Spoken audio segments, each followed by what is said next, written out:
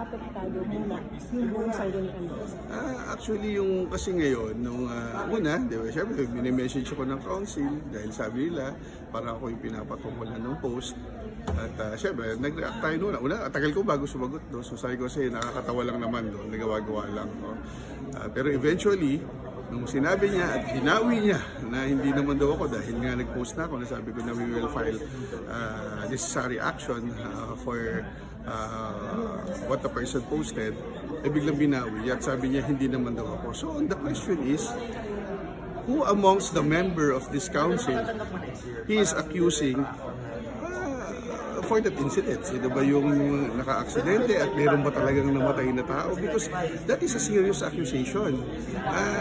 Merong buhay na binabanggit dito. At kami naman, baka mamaya merong mga nangyari ganyang na sitwasyon, ay ako kailangan, since I am the chair on the Committee on Peace and Order, also on the Committee ng Judicial Matters, gusto ko siyempre malaman kung meron talagang nangyari. Kasi kapag hindi, this kind of malicious information and fake news should stop. No? There should be no room for fake news, no? Especially if you are attacking an institution which is the council. No? Sana maintindihan nila ito. Institution to. At alam nyo, I am doing this not only for myself as a present councilor, but also for the future councilors. Kasi kung wala na kami dito, sabihin natin may pumalit man sa amin dito, sa susunod mga eleksyon yan o sa future, kung makatapos din kami ng termino, anong institusyon ang aabutan nila na hindi iginagalang, ginagawa ng fake news? And I think even yung aming mga makakalaban at makakatunggali sa politika should join us, no, in preserving, no, this institution, what I mentioned during my speech, the institution that I really love, no.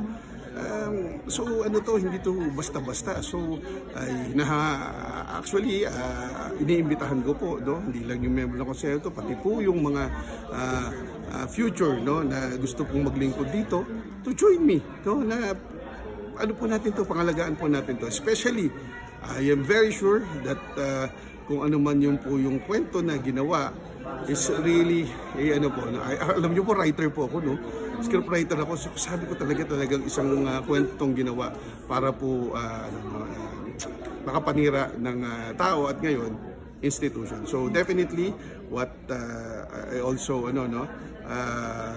said, when I interacted with Vice Mayor after niyang magbigay din ng kanyang peace, and wisdom after my speech, definitely we will file a case. Definitely I will encourage all the members of the council na apektado na dito to file a case. I will ask the PNP to investigate, and if there is a reason that they file a case, then they should file a case because institution ng PNP rin sinasabi dito dahil meron daw po sinasabi nga nila na sabwatan. And also even the PCGH, they mentioned the institution, the hospital, and kailangan din po imbestigahan nila ito, baka mamaya nga may nangyaring ganyan, and if not, then they should file a case against this person because maliciously they want to destroy the name of PCGH.